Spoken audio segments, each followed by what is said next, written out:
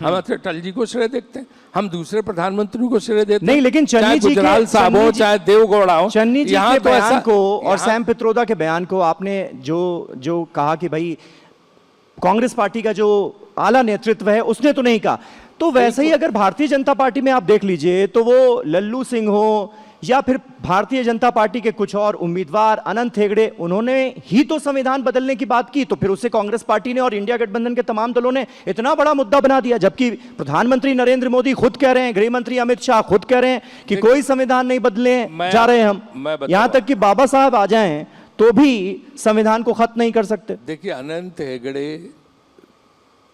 का जो बयान है हमने उसको गंभीरता से नहीं लिया। अनंत हेगड़े के बाद लगातार 4-5 भाजपा के नेताओं ने वही बयान दिया है ना। अब एक नए जो है अपने साथ लाए हैं, जिनके बयान को आदरणीय प्रधानमंत्री जी कोट करते हैं, हालांकि हम लोग तो कुछ नहीं मानते तो उनको, है ना, उनको भी, उनके बयान को भी कोट किया जा रहा है, वो भी बोल रहे हैं। तो जब 7-8-10 लोग भाजपा के लगातार किसी बयान, यहाँ तो आप सिर्फ चन्नी का जिक्र कर रहे हैं, दूसरे किसी का नहीं, और भारतीय और कांग्रेस नेतृत्व ने चन्नी के बयान को जो है वो उन्होंने उस बयान का नोटिस नहीं लिया, और स्वयं कांग्रेस अध्यक्ष और राहुल जी और प्रियंका जी ने जो है ट्वीट किया उस घटना को लेकर। तो इसलिए यहाँ लगातार बोल रहे, तब ये लगता है कि कहीं न कहीं कुछ चल रहा। लेकिन संविधान में संशोधन करना और संविधान को बदल देना, संविधान को खत्म कर देना, ये दो अलग अलग बातें नहीं हैं, क्योंकि प्रधानमंत्री नरेंद्र मोदी ने TV9 के साथ जो एक्सक्लूसिव इंटरव्यू किया उसमें भी इस बात का उन्होंने जिक्र किया कि अरे भाई, बहुमत तो हमारे पास पहले से है, 2/3 बहुमत पर तो हम वैसे ही बैठे हुए हैं, अगर हमें बदलना होता तो बदल देते, लेकिन हमने नहीं किया वो काम जो कांग्रेस पार्टी ने किया था इमरजेंसी के वक्त। नहीं, 2/3 बहुमत तो नहीं था, 2/3 बहुमत नहीं था, लेकिन इधर जो 400 पार का नारा, तो लोगों ने कहा भी 400 पार क्यों चाह रहे हो, है ना, तो वो उसको लेके लोगों के, जनता के दिमाग में शक गया कि मतलब कोई आमूल चूल परिवर्तन होना है। ऐसे तो संविधान में संशोधन होते रहते, लेकिन आमूल चूल परिवर्तन के लिए आपको एक बड़े मैंडेट की जरूरत पड़ती है। ये आमूल चूल परिवर्तन का शक जनता के दिमाग में गया, और इसके बाद भाजपा के नेताओं ने बोलना शुरू किया, तमाम जो है सांसदों ने, पूर्व केंद्रीय मंत्रियों ने, इस तरह, तब उसको लेके जो है ये सब माहौल शुरू हुआ।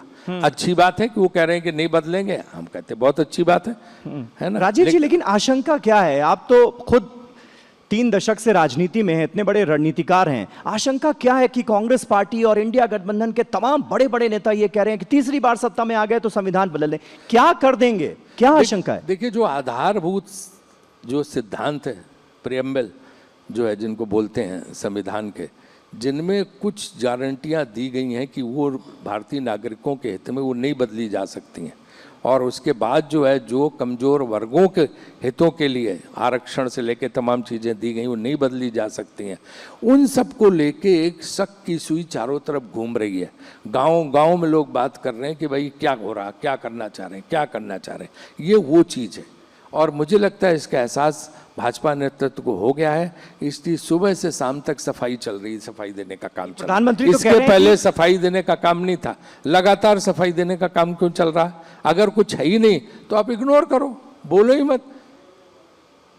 प्रधानमंत्री तो कह रहे हैं कि जानबूझकर भ्रम फैलाया जा रहा है, भ्रमित किया जा रहा है, वोटर्स को डराया जा रहा है, आशंका जता जता के। अच्छा, दिन भर भाजपा के नेता क्या काम करते हैं भ्रम फैलाने के अलावा? हम किसी की भैंस ले लेंगे क्या? क्या कहा गया कि अगर कांग्रेस आएगी तो अगर आपके पास 2 भैंसें, 1 भैंस ले जाएगी? यार ये कभी हुआ? 55 साल कांग्रेस सत्ता में रही, किसी की भैंस चुराई, किसी की भैंस ली, किसी का मंगलसूत्र लिया? प्रियंका जी ने तो कहा कि हमारी माँ ने अपना मंगलसूत्र देश के लिए खो दिया। तो भ्रम कौन फैला रहा है? कुछ भी बोलते हैं, कुछ भी कहा जाता, तो भ्रम फैलाने की शुरुआत तो सत्ता पक्ष। आपको ये कहना चाहिए कि देखिए, इस तरह की बातों से चुनाव की जो गंभीरता, गरिमा गिर रही, इस बार के चुनाव में जिस तरह के भाषण हुए हैं उससे चुनाव की गरिमा गिरी है। सारे राजनीतिक दलों को इस गरिमा को बरकरार रखना चाहिए और नहीं गिरने देना चाहिए, ये बात होनी चाहिए। लेकिन ये तो हमारे देश में पहले भी हुआ है कि राजीव गांधी का ही उदाहरण हमारे सामने है, 400 सीटें तो उनके पास भी थी, फिर ये डर बीजेपी के लिए ही क्यों कि बीजेपी को अगर 400 सीटें आ गई, 400 पार हो गए तो फिर संविधान बदल देंगे। देखिए, राजीव गांधी ने कहा ही नहीं था कि अब की बार 400 पार। अच्छा, उन्होंने कभी बोला था क्या? उन तो अपने, वो तो देश की जनता ने दिया। जब पिटारा खुला तो देखा कि 415 सीटें पहुंच गई, वो तो लोगों ने जो है दिया था, उन्होंने तो नहीं कहा था अब की बार 400 पार हम जाएंगे, 400 पार दो, 400 पार दो, कुछ नहीं कहा था उन्होंने। राजीव जी तो बहुत ही भोले सज्जन व्यक्ति थे, कभी इस तरह की बात ही नहीं करते थे। नहीं, लेकिन बीजेपी ये कह रही ना कि राजीव जी ने जैसे शाहबानो के केस को पलटा, वैसे ही अगर इंडिया गठबंधन कांग्रेस पार्टी सत्ता में आ गए तो ये राम मंदिर के केस को भी पलट देंगे। अब तो बाकायदा गृह मंत्री अमित शाह ने कल ये कहा है कि अगर ये लोग सत्ता में आ गए तो राम मंदिर पर बाबरी ताला लगा देंगे।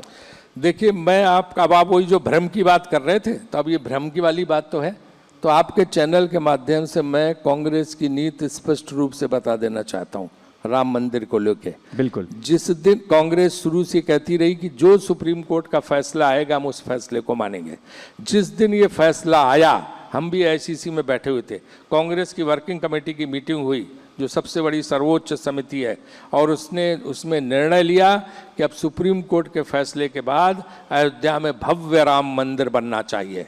तो हम भव्य राम मंदिर का स्वागत करते हैं। तो ये मेरा सिर्फ ये कहना है कांग्रेस का कि ये मंदिर सुप्रीम कोर्ट के आदेश से बना है, सुप्रीम कोर्ट की वजह से बना है और जनता के पैसे से बना है। लाखों करोड़ों जनता ने इसमें चंदा दिया है, जिसमें लाखों कांग्रेसी हैं जिन्होंने चंदा दिया है मंदिर बनवाने के लिए। हम ना राम विरोधी हैं ना मंदिर विरोधी हैं। कांग्रेस के तमाम लोग दर्शन करने जा रहे हैं। आप देखिए, हिमाचल प्रदेश के पीडब्ल्यूडी मिनिस्टर विक्रमादित्य सिंह दर्शन करने गए, उनका टिकट कांग्रेस पार्टी ने उनको दिया। चन्नी जी दर्शन करने गए, उनका टिकट कांग्रेस पार्टी ने दिया। अजय राय दर्शन करने गए, प्रदेश अध्यक्ष कांग्रेस को, उनको कांग्रेस पार्टी ने टिकट दिया। तो इसका मतलब राम मंदिर जो दर्शन करने कांग्रेसी जा रहे हैं, सबको कुछ ना कुछ मिल रहा। लेकिन ये ऐसे करके बुलवा रहे हैं कि छोटे मोटे नेता कांग्रेस के तोड़ते हैं और उनसे कहते हैं कह दो कि हमें अयोध्या जाने से मना किया था, हमें राम मंदिर जाने से मना किया था। वो जाते भी नहीं राम मंदिर, उनसे बयान दिलवा देते हैं।